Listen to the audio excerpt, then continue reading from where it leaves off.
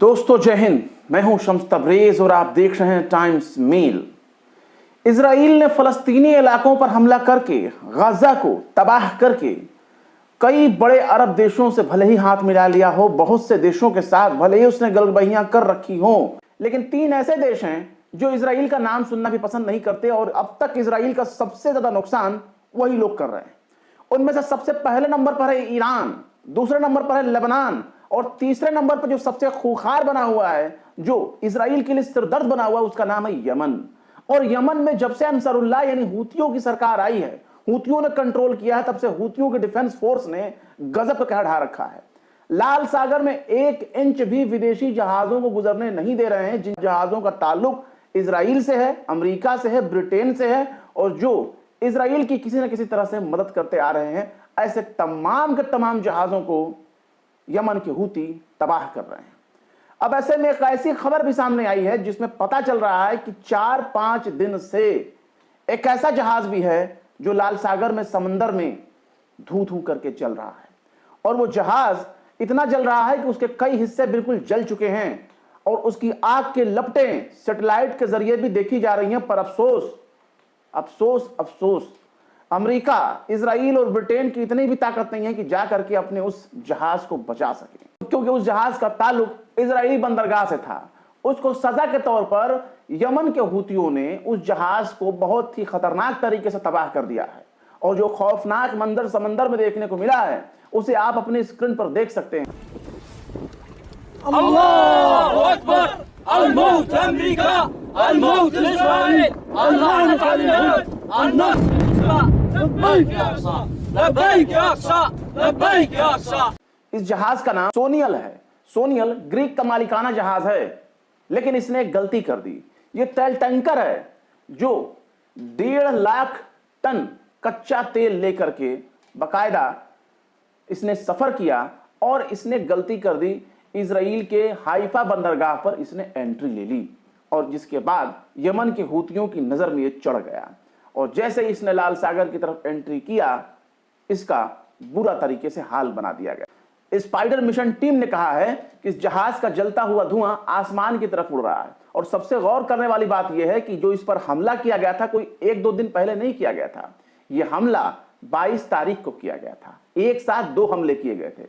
इसके साथ ही एक और जहाज है जिसका नाम है SW नॉर्थ विंड 1, इस पर भी हमला किया गया। यमन के हूतियों के प्रवक्ता यहिया सारी ने बाकायदा ट्विटर पर दिए गए अपने एक पोस्ट में लिखा है, यमनी आर्म्ड फोर्सेस ने लाल सागर और अदन की खाड़ी में 2 मिलिट्री अभियान चलाए हैं।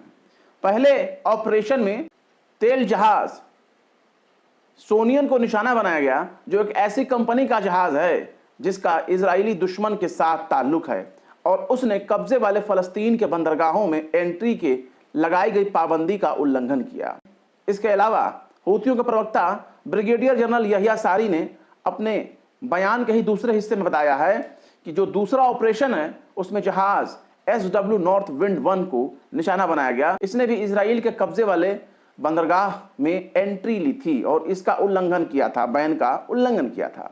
अदन की खाड़ी और लाल सागर में इन पर सीधा और सटीक हमला किया गया। मतलब कि यमन के हूती बहुत बुरी तरीके से टक्कर दे रहे हैं इजराइल को। हालांकि इजराइल का बहुत ज्यादा नुकसान हो रहा है इस जंग की वजह से और उसका एक और खबर आप इस तरह से समझ सकते हैं कि गाजा पर हमला करना और हमास से लड़ना, हिजबुल्लाह से सामना करना और यमन के हूतियों के हमले का जवाब भी देना इजराइल के लिए बहुत महंगा पड़ता जा रहा है।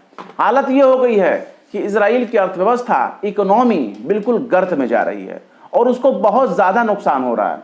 यहां तक कि जो उसको लॉस हो रहा है, डेली सभा ने अपने इस रिपोर्ट में बताया है कि इजराइल की अर्थव्यवस्था पर संकट मंडरा रहा है और वो संकट में पड़ गया है। इसमें बताया गया है कि बंदरगाही शहर हाइफा बिल्कुल खाली हो चुका है। जो फ्लाइट्स हैं, एयरलाइंस की उड़ानें हैं, वो कैंसिल होती जा रही हैं। लग्जरी जो होटल्स हैं इजराइल में वो आधे खाली हो चुके हैं। कारोबार बिल्कुल तबाह हो चुका है। इसके अलावा अल जजीरा की इस खबर पर भी आप देख सकते हैं, जिसमें हाल ही में अल जजीरा ने बताया कि जो रेटिंग एजेंसी है फिच, उसने फिलहाल इजराइल को बहुत बड़े घाटे में दिखाया है। फिच रेटिंग एजेंसी ने इजराइल के क्रेडिट स्कोर को A+ से घटाकर A कर दिया है, यानी प्लस का सिंबल ही हटा दिया है। यानी इसका पहचान यह है कि इजराइल की इकोनॉमी नेगेटिव जोन में जा रही है, बिल्कुल डाउनफॉल हो रही है। यहां तक कि उसका शेयर मार्केट भी घाटे में जा रहा है, डाउन हो रहा है।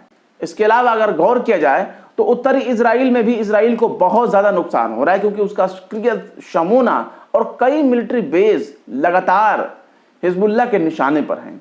हिजबुल्लाह के कमांडर फुआद शुक्र के कत्ल के बाद और जिस तरीके से हमास के सुप्रीम लीडर इस्माइल हानिया का कत्ल हुआ, उसके बाद तो जितने भी रेजिस्टेंस फोर्स हैं उन सब ने कसम खा रखी है कि वो इसका बदला इजराइल से लेंगे। कयास ये भी लगाया जा रहा है कि ईरान जल्दी हमला करेगा। हालांकि हमला कब करेगा ये उसकी तैयारियों पर डिपेंड करता है, और जब भी वो हमला करेगा बिना बताए बिना शोर मचाए करेगा, यानी बिल्कुल सबको चौंका देगा, सरप्राइज अटैक करेगा। ये तमाम वो चीजें हैं जो इजराइल को हर तरह से झुकाने की कोशिश कर रही हैं। लेकिन चूंकि इजराइल पर अमेरिका का हाथ है, पुष्टपानाही उस पर जो बाइडेन का है, आने वाले नए राष्ट्रपति ट्रंप का भी है, तो इसलिए आप इस बात का अंदाजा लगा सकते हैं कि इजराइल अभी भी बहुत कमजोर नहीं हुआ है। क्योंकि हमास के साथ उसके जो सीज फायर डील हो रही थी, बीच बीच में उस पर अड़ंगा डालने का काम नेतन्याहू करते रहे हैं। अभी भी हमास और इजराइल के बीच पीस डील के लिए अमेरिका कोशिश कर रहा है, लेकिन अमेरिका के लगाई गई जो शर्तें थीं, उन शर्तों में नेतन्याहू ने अपनी तरफ से नई नई शर्तें घुसेड़नी शुरू कर दी हैं, जिसके बाद हमास ने भी कह दिया है कि अब इस डील का कोई मतलब नहीं रह गया, क्योंकि नेतन्याहू डील करना ही नहीं चाहते और वो चाहते हैं कि जंग जारी रहे, तो जंग जारी ही फिर रहेगा। फिलहाल क्या कहेंगे इस खबर के बारे में कमेंट बॉक्स में ज़रूर बताएं। वीडियो पसंद आए तो लाइक करें, शेयर करें, और बेबाक निष्पक्ष स्वतंत्र पत्रकारिता को सपोर्ट करने के लिए आप हमारे चैनल टाइम्स मेल को जरूर से जरूर सब्सक्राइब करें। फिर मिलते हैं किसी और वीडियो में एक नई खबर के साथ। शम्स तबरेज को दीजिए इजाजत। जय हिंद।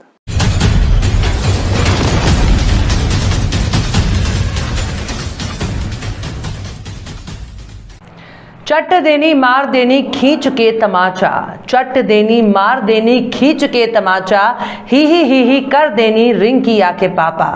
चट से मारने और पट से तमाचा जड़ने के चक्कर में बीजेपी नेता मनोज तिवारी अपनी खोपड़ी फुड़वा बैठे हैं। यूं तो रिंकिया के पापा इस वक्त कोरोना काल में छठ पूजा पर लगी रोक से नाराज थे।